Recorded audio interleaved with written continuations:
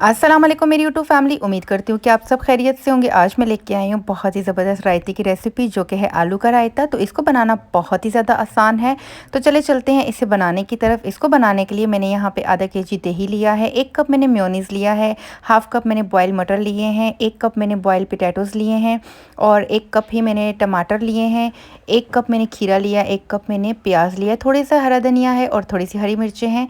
तो सबसे पहले हम दही को जो है वो फेंट लेंगे।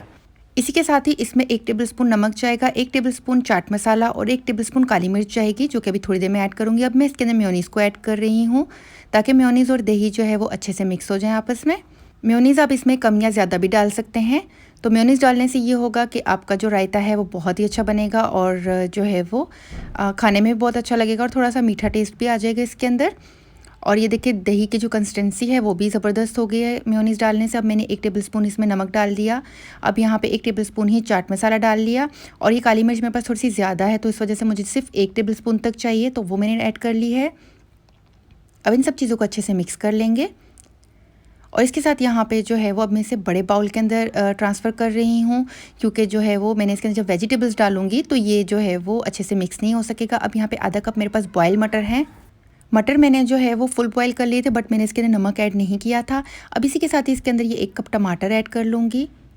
यहाँ पे जो है वो हरी मिर्चें हैं, उबले हुए आलू हैं, आलू के अंदर भी नमक ऐड नहीं किया था, प्याज है और हरा धनिया है। इन सब चीज़ों को जो है मैंने काट लिया था क्यूब्स की शेप में। हरा धनिया थोड़ा सा बारीक काटा था और हरी मिर्चों को बारीक काटा था। और ये जो है वो अब मिक्स हो चुके हैं सारे के सारे। अब जो है इसको मैं सर्विंग बाउल के अंदर जो है वो ट्रांसफ़र कर रही हूँ। और ये आप देख सकते हैं कितना ज़बरदस्त सा ये मेरा रायता बन के तैयार हो चुका है और ये टेस्ट में बहुत ही अच्छा लगता है।